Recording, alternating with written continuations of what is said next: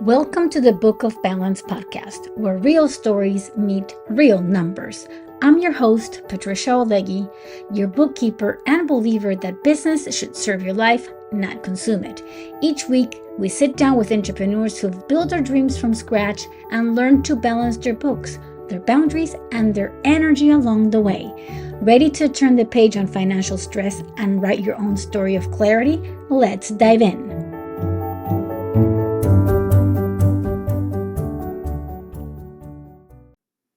Welcome. I am Patricia Oholeguy, and I am your host for the Book of Balance podcast. And today I have Dana Hunter Fradella. So welcome to the podcast. I'm so happy to have you here. We were chatting a little bit right before we started recording, and seems like we got the memo. We're both wearing the right colors. Mm-hmm. Yes, we are. So that's really a great vibe to start this conversation. So I wanted to welcome you to the podcast, and I wanted you to share a little bit more about what is that you do with your audience, with our audience, and what is it that your purpose on your mission of your company and organization, and share a little bit of the ups and downs of what made you make the decision to take this path. Yes. And thank you for welcoming me. Thank you for doing this. I know all of your listeners are benefiting from all of the conversations that you're having. And thank you for being a light in the business world, which can be dark and lonely, as we talked about. So, my friend, I'm Dana Hunter Fradella.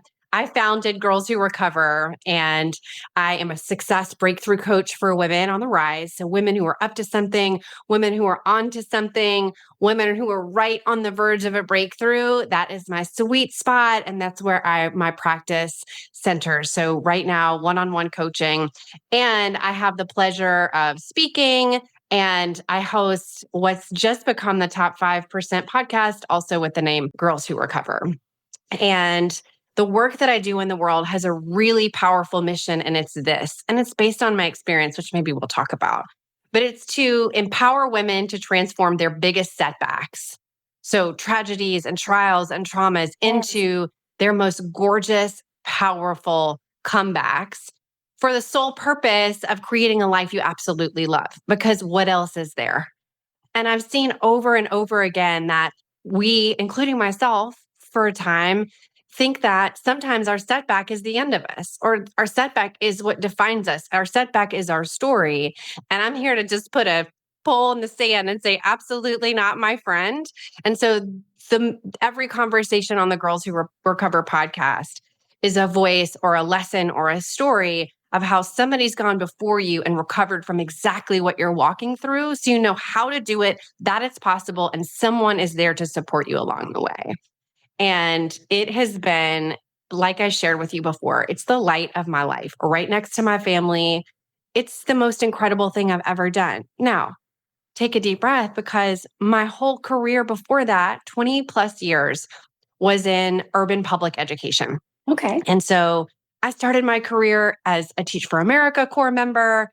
I advanced very quickly to school leadership. So I was leading a high school, leading a middle school, and doing what I thought I was supposed to do, and what somebody else told me I was good at, and what inside I really kind of liked. So we checked all the boxes. I got the degrees, I got the promotion, I got the salary, I got the house, I got all the things. And I also had a gnarly case of alcoholism. And so I just want to name that, because there are so many women who are high functioning who are also grappling with really significant addictions of many forms, whether it's alcohol and drugs, over functioning, people pleasing, codependency, overspend, whatever it is. And we are so good at showing up like we've got it all together, when inside I was a volcano ready to erupt. And so gratefully in 2009, I got sober, and I got a new lease on my personal life. And so short and sweet of that is I've been sober ever since. I'm coming up on 16 years. Incredible. But here's what I want to say about that is that I still thought that my career was my identity. Even though I was recovered, I'm sober, I'm active in recovery, my left brain still said, but that's what you're good at, so you got to go back. So I was a director of a campus, and I was a consultant. I had my own consulting firm and coaching principals, coaching. But all the while, I'm like, something's not right. And so the finale of that career in education was me being paid really well in an ed tech company to do work that when I thought about showing up every day made me want to die inside.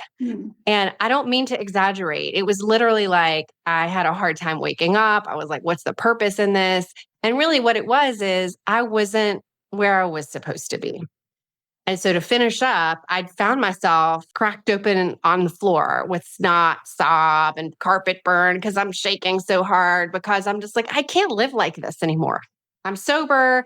I have a beautiful family. I have everything I've ever wanted, but I cannot live like this anymore. Like this meaning doing this work that I'm no longer assigned to do, spiritually assigned. Right. And I was terrified because the still small voice when I was on the floor, just having that moment was super clear. It said, hey, sis, you know what to do. Because I started Girls Who Recover just over 2 years ago, but I had the idea for Girls Who Recover almost 10 years ago. And so after 8 years in the pressure cooker, it was finally, okay, we have to do this. We can't do this anymore. And unfortunately, the way I work and the way many of my clients work is we got to be in so much pain that there's no other option.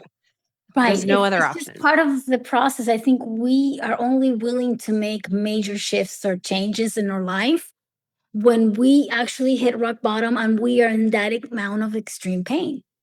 That's one way, right? And I think that in recovery, we emphasize that you got to hit bottom, you got to hit bottom. But I actually my favorite way to create change is the other way, which is to be so lit up and pulled by a vision that you can't not go for it. And so that's actually the work that I get to do in the world. Yeah, well, I think that will be such a better way if we were all to listen to our inner voice and not wait until the inner voice knocks us down to then actually do what we're supposed to do. Because I struggle in a very, very different way. I have 2 master's degree. I owned a daycare. I was a consultant. I mean, all of that fun stuff you talked about, like I can relate to it 100%. But then, my son was not doing well. And all of a sudden it became a perfect storm. So I just cannot continue to live like this, having to like stress about the business, worry about my son, trying to keep a facade in a really nice neighborhood for what? For a good school in which my son he's not even thriving in. So I had to do a major shift and I literally sold everything. I moved and I said, I've been running my own books for years. I've been running books for other people I know. This is what I'm going to do. And I'm going to stay home and focus on my son. But it takes a lot of guts. And not until sometimes life knocks you down to your feet, you're not willing to wake up and do what you have to do, because I knew what I had to do. I knew it was time to close the daycare. You know when you're done with a stage in life, yes, and you just kind of, I was too comfortable. I didn't want to walk away. I kind of didn't like one of the consulting jobs I had, but it was not horrible. And so when you're not in that uncomfortable spot enough, you're not willing to make the sacrifices you need to make to grow, right? Yes. And I think that is a wonderful message that you have to give. And I think is an important one. Why is it that we as human beings wait until we're completely a wreck to then make a decision to change our lives? That is a really big question. And I have 2 thoughts. One is on a biological level, our nervous system is set to protect us, and our subconscious mind set to protect us. Its only job is to keep us safe and keep us alive. Okay. So just to be basic biology for you, our system is wired to say any sort of major change is unsafe. So don't do it. And it's safer to stay in the subtle struggle. Right. It's safer to stay in the same, even though it's painful, than it is to think about creating any sort of change. So just to honor that. The other thing on a social level, social spiritual level, is that especially women, we're not encouraged to fucking go for it. That's true. So the whole message is stay small, do what you're told, check the boxes, get the degrees, be the wife, be the mom, be the whatever, be all those things. But whatever you do, don't give cadence or energy to your own personal dreams. Insofar as this, when I sit down with women, especially this was baffling for me at the beginning, but it happened to me, so it makes sense. When I'll ask a woman, hey, what is it that you'd really love to do? Not what do you think you should do? Go to your heart, take a breath. what is the thing that you sent here to do? Because my opinion and experience is we all have an assignment. Some people call it a purpose. Some people call it a contract, whatever it is. But we made a spiritual agreement before we were earthside to do a specific thing, to be on a specific mission. But the whole socioculture, the patriarchy, Western culture is like, absolutely not to your dreams. Because if you want to be an artist, you'll starve. If you want to be a writer, you'll be broke. Yeah. If you want to be an actress, you'll be homeless. God forbid you do anything that your heart's desiring.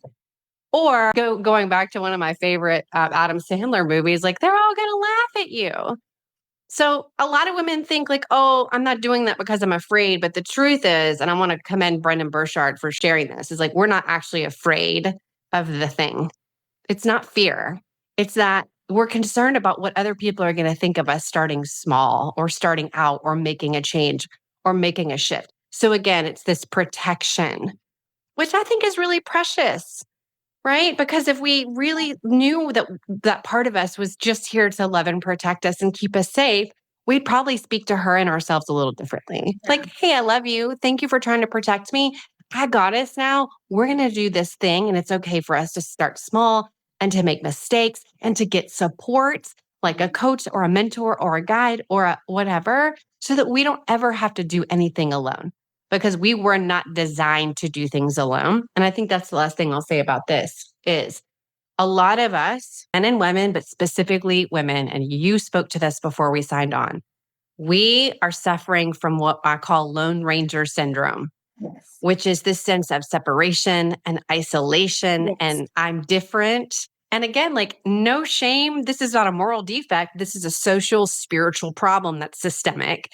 And we think we must figure it out. We must do it by ourselves. God forbid that we wrap ourselves in the support and invest in ourselves to get what we need to create our dreams. Yeah. And we have to be done with that.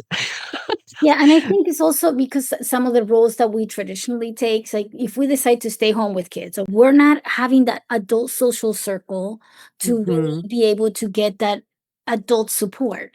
One of the biggest issues in the daycare business was that teachers would get together and socialize with each other instead of take care of the children, because there's this innate need to socialize and communicate with other people, right? Yes. So it's funny because that was the biggest struggle, because like, don't mingle with each other. You have to watch the kids. So this was like a major problem in daycare businesses in general, but it's based on this solid core that we need that engagement with other adults. The need of the village is so important. And I think women, because we have such an important role by gender and by society's, expectations, that we are working a lot with our kids. And, if you're not necessarily working in an office setting, you're not really getting that social aspect. Can I It's speak to very that just challenging. for a quick second? Because when I had my first daughter and then my second, I had I had very warped expectations of myself that I would be able to stay at home with them and also run my consulting business and also be a good, active in recovery. But what I found, I want to go back and like love on her. My oldest is 10 right now. I want to go love on that version of me who still thought I have to do all this by myself, instead of what we can actually do, which is show up to these things feel so lame to me, but I still like did them. Show up to the mommy and me's, or the, mommy and yoga and the story time and the things in the park. And yet I felt so isolated that even when I could dig myself out of the anxiety of going somewhere in public, this is after my kids and they were still small and I'm like, no idea what I'm doing, I couldn't or wouldn't make the connections with other moms to even be like, hey, do you want to go walk around the park together? Because it felt like there was this wall, this shield that was like, oh no, you can't, like, you don't want to hang out with them. Why would you want to do that? And that's the subconscious mind saying, stay safe. It's safer at home by yourself. Yes. And no wonder so many moms are suffering from, I won't even name the diagnoses, but all of the diagnoses point to one common theme, and that's separation. We believe that we're separated or need to be, would better be. And so we won't connect for whatever reason with other women who are the superpower to setting us free. Because like you said, we have got to be connected to each other in order to thrive. Right, exactly. And so, yeah, so now, like I shared with you earlier, like, so now that I'm working from home, And I don't have that social aspect that I had as running the daycare and working with parents and working with staff members. I was like, this is getting really lonely here. And, English is my second language. So I was like, my tongue is starting to get a little bit twisted. It's hard for me to enunciate my words now that I'm not speaking as much. I'm like, no, no, no, I got to start talking again. I got to continue my practice. But yeah, this is a great, great story. So tell us more about how all of this led you to your current purpose and how are you currently helping other women? Yes. So the long and short is I have no idea except for what I said on the floor. I tapped out and I said, okay, I'll do whatever you want. What I'm saying to do, I'll do whatever you want is spirit of the universe, the thing that's always moving in my favor, the thing that dropped in that download that was like, hey, sis, love ya. You know what to do. Let's do it. I said, that's fine. I'll do whatever. And so I think that happened in June. It did. It happened in June of 2022. And by June of, I'm sorry, 23. And by June of 2024, I resigned from my full-time job to go and do the thing.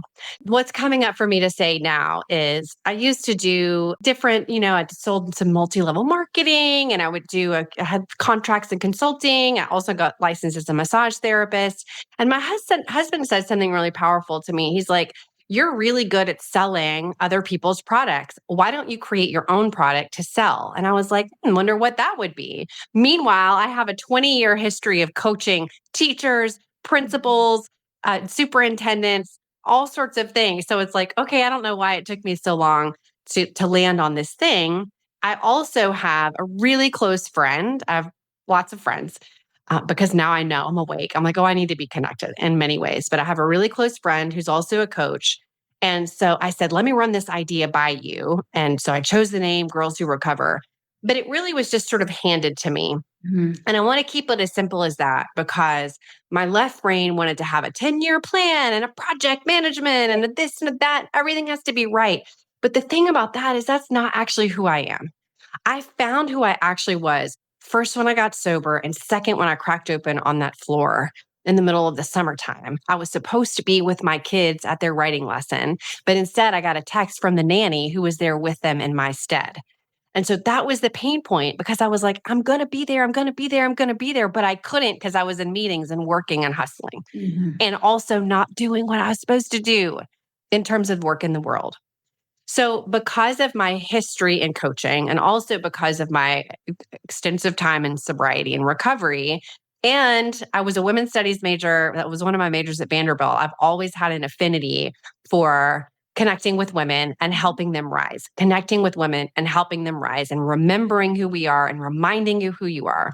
And so none of that was anything I had to like make up or Google search. It was almost like, okay, now that I'm open to the infinite, I'm open to intuition, the universe or God or source, it doesn't care what I call it, started dropping in the next move and the next move and the next program and the next client and the next speaking opportunity. And that's how we met.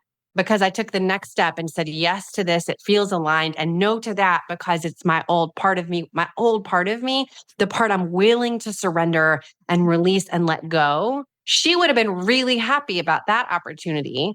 But instead of operating from mind, I now have a very grounding spiritual practice. And I always go to spirit, to my heart space and ask, is this aligned? And I get a clear yes and I get a clear no.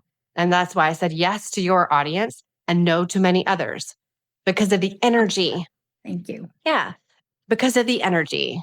And it's a really clear, like that's a little bit woo to be talking about on a business podcast, but it's helped me leave my 6-figure job, create a business that I'm crazy about, impact hundreds of women simply by reminding them who they are. And then being a light, I'm a human design projector. So really settling into that energy of I'm here to project, I'm here to share light, I'm here to offer a path, come with me. And let's remember who we are so that we can do the thing that we were put here to do. Right. That's a great point. And one of the biggest things that I talk about a lot with even through social media that I do, is the importance of in business is to know your numbers. But it's not because it's all about profits, but because you gotta know what's giving you enough for you to survive and put a roof over your head and eat, and those all things are important. But you Mhm. also need to know what things are important to you. And if you choose to have, let's say, two branches within your consulting firm, let's call it, one is very profitable, the other one is not, but this is the one you love, the one that is not profitable. And that's fine. I think it's important you as a business owner to know what part of that business is the one that is giving you the roof over over your head, the food on the table. But if you love the other piece, I will never be like, oh, listen, the return on investment is really low. As long as you know the return on investment is low financially, but if the return on investment is high spiritually, then it's Yes. working for you. And I think that's Yes. the most important piece that we have forgotten. We're so into the business and finance and profit and gains and what's your profit share and profit margins. And granted, all those things are important because you have to stay on the green, or otherwise it can be very emotionally draining because, I mean, we have to survive. It's not like we're in a barter system or anything like that. Mhm. So we have to keep those things in mind, but there's a spiritual side. Many times I see it gets forgotten once you start the entrepreneurial path. You get, the shining ball syndrome kind of takes over, and you look at those dollar signs and you follow the dollar signs instead of looking for what is in you spiritually and what makes you happy, right? Yes. Because I Yes. could go in many ways with my with my booking firm. I could have, I could grow it as much as I wanted. I could have 20 bookkeepers if I wanted to. But what is it that I need? What is that I want spiritually? What is going to make me feel that I'm doing the best? Because in the end, we're here to give. We're here to make people feel better. If I can Mhm. help you run your business smoothly because of numbers, great. I double checked. I got food on the table and I helped you. Great. But there's also another personal side to our lives that are just as important as our business. And I think that's the piece that I really want to bring here on this conversation, because we focus so much on the daily grind of making it in the business world, and we forget why we went into business to begin with, Mm. what makes your heart go happy, and kind of you need to make decisions knowing your numbers to know what works and what really makes me happy. Yes. Because some people will tell you, I am happy being an audiologist and I fit, so many hearing aids, but I also give an X number of hearing aids for free. And it's costing me a lot of money, but I like it and I can afford it. So whatever Yes. works for you. And I think as a society, we're changing, we continue to evolve. And I can see that more and more people are going into their own businesses. I think it's a very interesting time society that we're going into now. If I have a friend that is out there who needs your support, what will be the checklist that I will have to have on my head to be like, oh, that's totally my friend Jennifer? She totally could work with Dana. Dana could really help her on all these things. What would you say are the things that I should have on a checklist on my head so I can make sure that I find the person who can really benefit from this? Because there's a lot of people that have great ideas, but they need that person to kind of help them bring it all together so they can really thrive. Yes. Yes. So I love that question. Can we put a pin on it? Because I want to say something about what I heard you say. Yes. And then I'm coming right back to it, I promise, because I do work with a very specific type of woman. When I left my corporate job, I just want to say this. So it's not like I left my corporate job and then I made $1 million and it was so fun and easy. I have leveled up my commitment to it feeling fun and easy. And I noticed that when you were talking about, we got to look at our numbers and we have to look at our ROI, da, da, da, da, da, right? I just noticed that in myself, that there was constrictive energy. And so that's actually how I used to feel before I got an incredible finance coach. I used to feel like numbers are scary and numbers are hard. And why would I look for the numbers? And I just do it and have a good time. And so that I want to call forward for my women who are like, I don't like numbers. I just want to go with the energetics and feel good, that there is this beautiful balance. And you pointed that out, this beautiful balance between what lights you up, what do you love? And also, let's just look at the numbers because our numbers are our friends. Right. And our numbers can support us. And our numbers can support us to do more of what we love when we get brave enough to say, okay, I'm going to sit down with them. One of my very first teachers, she's a financial therapist. Her name is Barry Tessler. And she created this concept of a money date. Because before Barry, I was just like, I mean, I made a bunch of money, but had no idea where it was going. I had a bunch of stuff and I'm like, wow, we've got to make more, got to make more. And so I incorporated these money dates into my life, and they've changed everything, along with the guidance of a really incredible finance coach. What has happened in both instances is I've been able to match that sort of light filled, in the sky, excited, dream making kind of energy with a deep love for money and finances. And I call her Millie. We have a money date with my best friend, Millie. And so Millie is money because I used to like feel a lot of shame around money. And I did a lot of internal work about my history with money and finances and my parents' understanding of money. And so Millie and I are tight. We have dates every single Friday and sometimes during the week. And we get clear on like, what's the status of our relationship? Do we need more love? Do we need more attention? And then we also get to look at what's bringing in the most money. And let's continue doing that. Do we still love it? If not, that's a conversation to have. Okay, so The just second to thing clarify for the audience that might be listening, and again, my background is in special education. So for when you refer to Millie, you're talking about you and your other self that is relating to money, right? So when you say Millie, is you to having I mean a actual money. conversation with yourself, right? And But it's not like you it's have a person named Millie. I just want to make sure that people that are out there are not thinking like, I need a Millie quick to get a hold of her. So I just want that's to such a good clarify that question. because that's a great Mhm. comparison, but I want to make sure that people understand what you meant. That Millie is my best money friend. And okay. so whenever I touch my banking app or my investment accounts, or I pay bills, or I tithe, or whatever, that's Millie. So I'm having a date with Millie. You're putting And a Millie Millie hat. is a really good, lovely, incredible, I've personified money Okay. so that I didn't walk in being like, okay, I have to pay these bills. And I'm like, hey, girl, it's time to pay bills. Are you ready? I I'm so love it. grateful for this This is stuff. great. And that changed everything for me. So instead of sticking my head in the sand, I was so good at making a bunch of money, but not did felt so much shame around money that I would stick my head in the sand and be like, I don't know, but we'll be fine. And so there's a lot of empowerment in what you're saying. And I say this for women specifically, because that's who I'm here to serve, Mhm. is that no, like let's do a little bit of nurturing of that story that's coming up and then changing the perspective on if we're having trouble looking at the numbers. There's something underneath that. It's not necessarily like, I don't like money or the numbers make me scared or whatever.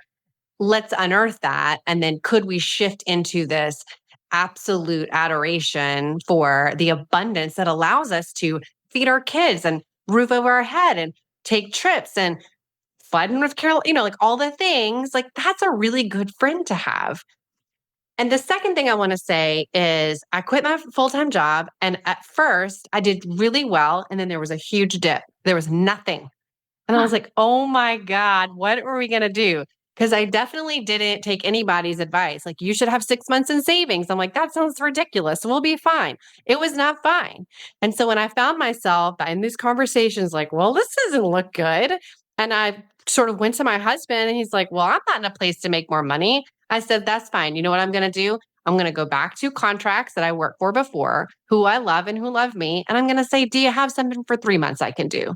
And then I use that, call them my mortgage job. I'm like, I use that to pay my mortgage so that my nervous system wasn't going crazy. When we're stressed, we cannot be But creative. you're still focusing on what gave you light and energy and made your heart and your soul happy. Great. That's a great. Yes.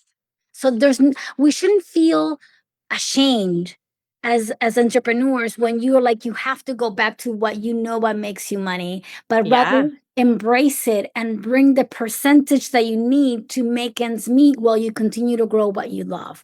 And I think Yes. that's one of the biggest thing as women. We need to learn how to give ourselves more permission to do things outside of the box that don't have to necessarily be perfect, because even as parents we're like, a good parent? Am I a good mom? I mean, we're always thinking, are we doing the best that we can? And yet, when it comes to business, we feel like we cannot start something until we have everything organized, set, and done. And so that's a great point. Thank you for sharing. I think that's a perfect example of how you can marry the old us with the new us as we transition from one stage to the other. Yes, you hit the word that when we approach this with love and give ourselves permission to just release it, lean into it, and move forward, giving ourselves permission, we're completely free. The word, ready for it? Shame. Shame.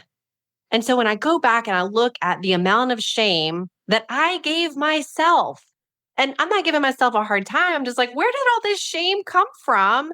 And it's a blanket, it's a wet blanket to suffocate my big moves, giving myself permission, the way I love myself, the way I show up for my dreams. It's filled with, well, am I going to be a bad mom? Or are my friends going to judge me? Is my husband going to, right? So this guilt, the shame, this remorse of taking the big move and becoming who we are. And that I grappled with that for the first in different periods of my life when I would be like, oh, I have to do contract work. I came at it just like that. I have to. But this most recent time, I was like, I love these people. They love me. I get to. They're financing my dreams. Thank you. And so I showed up with a different kind of energy. Exactly. And because of that, more opportunities arrived. That exactly. I agree. So, And but the coming only to that difference is aha me being moment like, changes everything. yes, it does. Okay, so let's circle back.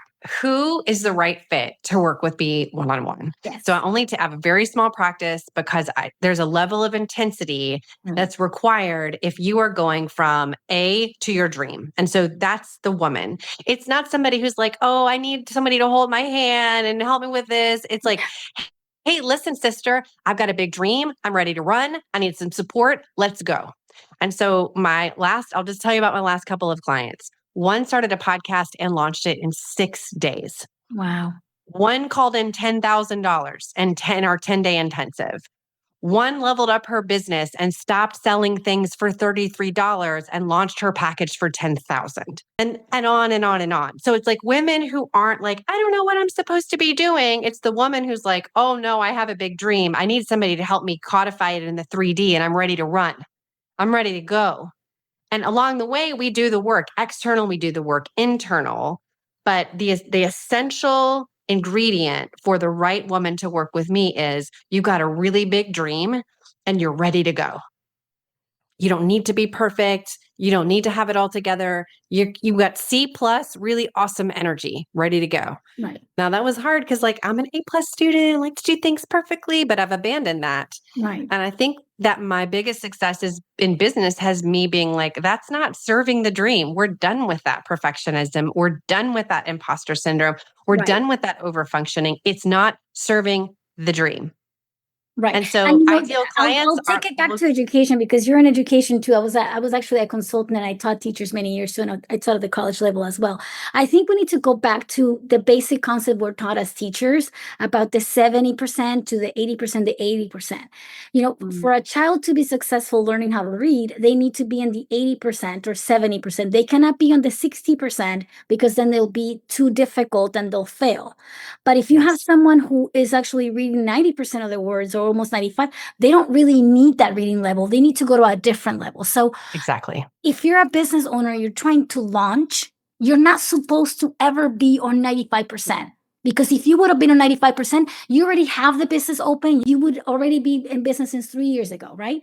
So I think we need to give ourselves permission that all of us that choose to go into business, we're all at 70%. We're And at maybe strong those C energy. Right, exactly. We're at the 70%, like we're C grade level, right? We're at 70%. Maybe you've been thinking about this for 5 years. So you started at 50%, you went to 60 because you keep thinking and feeding your idea, and you kind of been molding that in your head until you get to 70. And when you're in 70, you have to give yourself permission to jump in and grow, because the only way you're going to get better is by practicing. You don't learn how to ride a bike by keep looking at the bike. Amen. So I think that's a great concept. And I think thank you for helping me kind of bring it, because I think this is such an important piece. We need to encourage each other more. And you don't have to have all the answers. There's people like Dana that do exactly this. When you need help with the numbers, you know where to come. I'll be happy to help with numbers, but the idea is that we need to learn to accept that we need guidance. You're not born learning how to swim. You need to go to swimming lessons. If you choose whatever you choose to do, you have to get a teacher for that. So why is it that we think we don't need a teacher or a coach or a mentor to run a business? Exactly. And Why? I'll tell you, that is what I thought. I was like, I've been a coach forever. I've coached teachers to be superintendents. And so of course I can do this. And at first I did. I was good at it and I was able to pull, but then I realized I was like, I can't do this on my own. That's the message is not doing it alone. You need somebody to support you. So I turned the corner and said, I'm investing in myself. So I invested in a coaching program. I invested in a one-on-one coach. I invested in communities, and all of those have had not only monetary ROIs, but they've raised my consciousness and spiritual yes factor by leaps and bounds, which continues to open the doors and continues to open the doors. And it does the most important thing. It connects me to other people instead of me believing still. And I still have a tendency to like, well, I could probably figure this out. Why would I want to when I'm connected to somebody who's already done it and done it well? And because I took the time to nurture that relationship is willing to support me. Sometimes I pay them. Sometimes we're in Right. I masterminds. believe in coaches myself. I have coaches. I love marketing. I have an MBA on marketing, and yet I have a marketing coach Yeah. because I Yeah. love it so much. I think that's a great. I already think like, oh, maybe I should call you. We need to talk more. It's like because I have thousands of ideas, and there's always room for growth. So But can thank I you, can I Dana. say one more thing? Yes, please. Is that I think we're both onto something. It's that there are a lot of women walking around who have got these nudges on their heart that this could be a business but we'll talk ourselves out of it. I don't have an MBA. I don't know how to do marketing. I don't know how to do sales. I think money is weird. So we walk around with these dreams on our heart, and that is the woman I serve. You've Right. got the dream, you've got a vision. The question is, how do I pull it out of my head, Right. filter it through my heart, and then take action? Because, like you said, I will never ride a bike by looking at the bike, by thinking about the bike, by praying for the bike. Right. I will learn to ride the bike by taking action Right. based on a vision of me wanting and loving the Right. idea of the Right. freedom I get when I ride this bike. 100%. I want to say thank you, Dana, for everything. How can we reach you if we want to work with you? My favorite place to hang out is on my podcast, Girls Who Recover. I think there's an energy when you love something, it can't help but flourish. I also will gift your listeners if you are listening to this and you're like, I'm the woman on the breakthrough. It's me. I'm ready to run. I have the idea. I'm going to gift your listeners, Patricia, a free breakthrough conversation with me. And so I'll share the link. If that feels like you, I would love to welcome you in. Right now, I have a little bit of space on the calendar for those between clients and speaking opportunities, but your audience is aligned with the vision of who I'm here to serve. And so be a Excellent. gift. I don't love social media, but you can hang out with me a little bit, a couple times a week on Instagram. Awesome. So So get in a thank you. So I just conversation, want come on the to podcast. remind our listeners that in our description, we have a link to a flyer in which it will have your information, your bio, your link to the podcast. If you have a website, we'll make sure we list that. If there's a little email, whatever information, you can email it to me and I'll make sure that we include it so people will have a way to reach out to you. We Got you. definitely want to make sure that people are able to reach out. We never know how connections can help other people. Sometimes I always say, let's just meet and have coffee, whatever that might be. One 50-minute conversation can point you in the right direction that completely change your life. You just never know. Absolutely. And so I want to say thank you, Dana. This is an incredible story. I hope this inspires other women to realize that you're not alone. We all come from very different walks of life. And now it came back to me. I want to remind people who, yes, I do have 2 master's degrees, but I want to also share that sometimes those degrees worked against me. As I've Again. gotten older, those degrees have actually hindered my opportunities to grow when I actually apply for jobs. So, because I decided to stay at home with my children for a little while. And then once I got a divorce, I went back to work. Anyhow, I struggled for months to get a job because I was overqualified. And so, and it's almost like I had to dim my light if I wanted to get a job because otherwise I was just outshining people and it wasn't working. And so I want you to know that degrees are not always the answer to everything. They can help you sometimes, but sometimes they're actually counterproductive. So please don't think that you need to have all these tools. I think, again, my best friend and I, we're also coaches in education. I don't know if this structural educational environment is going to be the go-to place 30 years from now. I think doctors will I always go to hope school and not. lawyers I will go hope to it's school. But not. I think for a lot of other careers, the way we get educated and the way we get knowledge is going to be so different from what we think of today as the 4-year college, as the way that you have to go to get ready for life. And so a lot of the work, I'll say this last thing is we don't want getting another certification or another degree to get in the way of you taking action today to start the dream.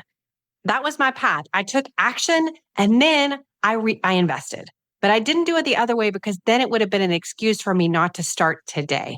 And that was the first thing my finance coach said when I was like, how do you do this? She's like, start today, start right now. And I still waited years because I needed to be ready, which Right, because that's a you were different looking for the conversation. A. You wanted to be an A. You forgot you were supposed to be Yeah. a C. Yes, So we need to exactly. give ourselves permissions to be C's. We have to be C's. Whenever I teach a class, I always tell you, when you walk into my class, you're supposed to know nothing. Because if you knew everything, why you hear my class? Why? Yes. So life is a class. Okay, so if this is a life and we're supposed to learn, you're not supposed to walk into anything knowing everything. Otherwise, you don't need to be here. Mm-hmm. So I think we have to give ourselves permission to be like, we're not supposed to know, like, duh, like, Yeah. what made me think I was supposed to be A+ on everything? So otherwise, we would have no purpose to be here. Like, I wouldn't have a job as a teacher if you knew everything. Yes. Right? As an educator. Yes. So we need to give ourselves more permission to not to know, because we had to always do pretests and people were so scared about pretests. I'm like, you're not supposed to know anything, or you shouldn't be in my class. I'm like, yes, give so yourself the freedom to be new and fresh and clear the slate and watch what happens to your body when you're like, hey, listen, I don't know anything. Just watch. You're like, okay, cool. We're in here knowing nothing. When I meet with a woman the first time, that's what I say to myself. I don't know anything about her, about what she needs. I don't know if this is the right. exactly. I don't know anything, because when I think I know, then I get in the way and I separate us. Correct. But when I'm open to not knowing, there's a clear channel for connection. So great. So thank you again, Dana, for your time with us. And now you have the information, you know where to reach her. We look forward to having lots of people reach out to you. I'll definitely will be reaching out to you so we can talk more, because I have thousands of ideas. And if anything, I need someone to help me prune them out so I focus on the right ones. But anyhow, thank you, Dana. And to all my listeners, we'll see you on the next episode. Bye. Thank you, Patricia. Mwah.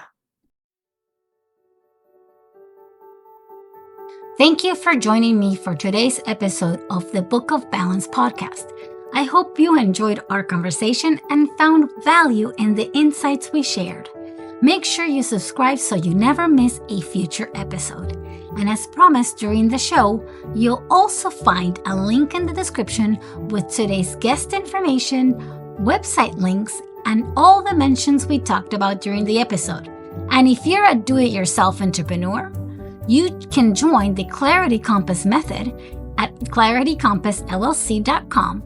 It's a monthly subscription where business owners like you dedicate just 1 hour each week to work in their books, get their questions answered, and stay consistent with their support of a community committed to financial clarity.